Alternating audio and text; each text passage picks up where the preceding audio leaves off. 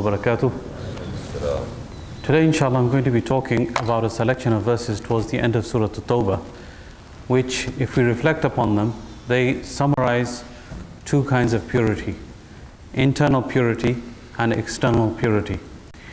And again, we talk about the issue of the munafiqeen and the hypocrites that are the subject of these particular verses.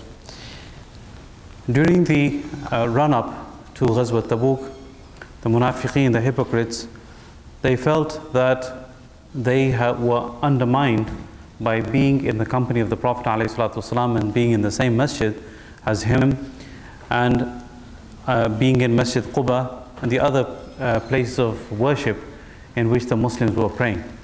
So they decided that they should have their own structure, their own building, their own facility in which they could gather, they could make their plans, and they could basically do things which were against the rest of the Muslims. So Allah subhanahu wa ta'ala revealed certain verses about that.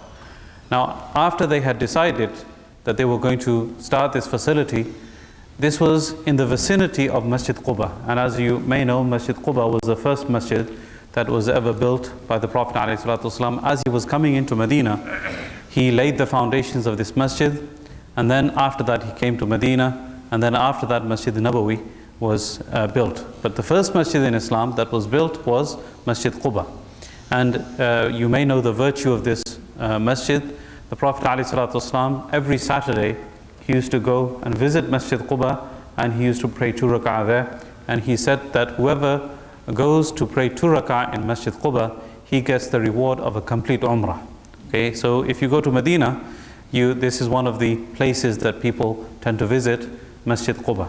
Okay, so these munafiqeen, they built this new quote-unquote masjid next to Masjid Quba, very close to Masjid Quba, and they wanted to legitimize it by the Prophet ﷺ coming and praying in it. So they requested the Prophet, come and pray in the masjid because we've started the new facility. And they swore by Allah that their intention was good. They said that the older people, they have a hard time coming to Masjid Quba, and it gets cold in winter, so we want to make it easy for the people. So that's why we've built this new facility. But we want you, O Prophet of Allah, to come and pray in this masjid. So the Prophet, he didn't immediately say yes or no, but he said, let me think about it. I'm going to Ghazwat Tabuk. On the way back, I'll let you know what my answer is. And in the meantime, Allah subhanahu wa ta'ala revealed these verses. Allah says, وَالَّذِينَ اتَّخَذُوا مَسْجِدًا ضِرَارًا وَكُفْرًا وَتَفْرِيقًا بَيْنَ الْمُؤْمِنِينَ وَإِرْصَادًا لِمَنْ حَارَبَ اللَّهَ وَرَسُولَهُ مِنْ قَبْلِ. All the intentions of the munafiqeen are mentioned here. First of all, they took a masjid, they even call it a masjid, diraran, as a harm for people. The word dirar is from darar. Okay, diraran, as a harm for people. And wa tafriqan, wa kufran, it's a place of disbelief. Wa tafriqan, it's a place to split people up. The intention is to split people up, to make people into groups. Wa irsadan, it's a place of ambush for those people who want to make a war against Allah and His Prophet. So all these intentions are corrupt intentions that they built the masjid for. So you build a masjid, of course it has to be with good intentions to unite the community. It should be to increase the worship of Allah subhanahu wa ta'ala, to increase good in the world. But their intentions were corrupt from the very beginning. So Allah subhanahu wa ta'ala condemned this masjid. And on top of that, what did they say? وَلَا يَحْلِفُنَّ إِنْ أَرَدْنَا إِلَّا الْحُسْنَى. They swore by Allah subhanahu wa ta'ala that we are only intending good.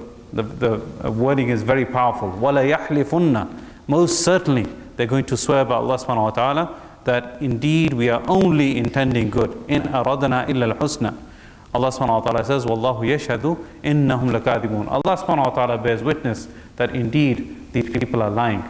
So here we have the bad and the corrupt intention that Allah subhanahu wa ta'ala has condemned.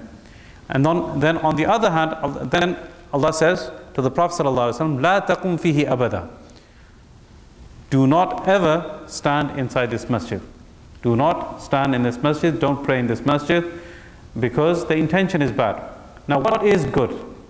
The masjid that was founded on taqwa, good intentions, that is the thing, that is the place that you need to stand in. لَمَسْجِدٌ أُسِّسَ عَلَى التَّقْوَى مِنْ أَوَّلِ يَوْمٍ أَحَقُّ أَن تَقُومَ فِيهِ. That masjid that was founded on taqwa, on good intentions, on the spreading of good, on khair, that is the masjid in which you should stand, O Prophet of Allah. That is more worthy that you should stand in it. And then Allah subhanahu wa ta'ala complimented the people of the masjid of Quba. فِيهِ رِجَالٌ يُحِبُّونَ أَن يَتَطَهَّرُوا وَاللَّهُ يُحِبُّ الْمُطَّهِّرِينَ. There are inside this masjid, people frequent this masjid who love to be pure. And Allah subhanahu wa ta'ala loves those people that are pure. So the Prophet ﷺ, he inquired about the people who frequented the masjid of Quba, what was something specific that they did that made Allah subhanahu wa ta'ala declare them as mutahhirin, the people that love purity.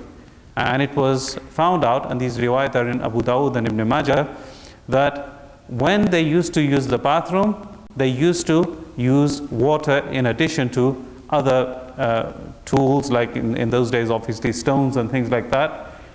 The addition of the use of water made Allah subhanahu wa ta'ala compliment them for the purity of their body. So here we see both things. The purity of intention, internal purity that is being mentioned, the taqwa, the sincerity, and because of that the masjid is also good, and also the external purity is being mentioned. So this is something that we need to work on, both the internal purity and external purity. Many people, they think that I need to just work on my outside, I need to look good from the outside, I need to wear clean clothes, and this is important, no doubt about it.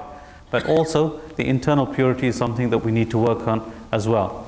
The niyyah is very, very important for the believer, and that's why there's a saying, Niyyatul mu'min khayrun min amali. Sometimes the intention of a believer is better than even his deed. Why? Because whatever a person intends, Allah subhanahu wa ta'ala rewards him accordingly. Innamal a'malu binniyat. So I received some people complaining about people leaving bottles in the front line so that they can reserve the place for themselves in Taraweeh time, and that's a good intention. That's a good thing to do, but this is not something appropriate, because you are depriving other people while you're coming in your leisurely time. Okay, you're coming late and expecting that place to stay for you. This is not appropriate. But keep in mind that if your intention is to be in the first line, and you find that even the whole masjid is full and you're praying in the last line, you will still inshallah get the reward for the first line. Okay, so keep that intention, but don't impose yourself on others in such a way that you're inconveniencing others. That intention is very, very beautiful indeed, and it's very powerful. You will still get the reward inshallah, even if you're coming late. So summary, basically, that the niyyah, it has to be good internally, and whatever we do in terms of good deeds, donating, building masajid, building schools, even in our houses, whatever we do in terms of providing for our family, providing for our children, clothing our wives, putting food on the table. If we have the intention to please Allah subhanahu wa ta'ala, all of these things actually become a form of worship for us. These are a form of worship for us, and if the intention is bad, then all of these deeds, they can actually go against us on the Day of Judgment. So improve our intention on the inside, and also improve our exterior in terms of cleanliness and purity, and this is what we derived from these verses. I pray that Allah subhanahu wa ta'ala gives us tawfiq to understand and practice what has been said and heard.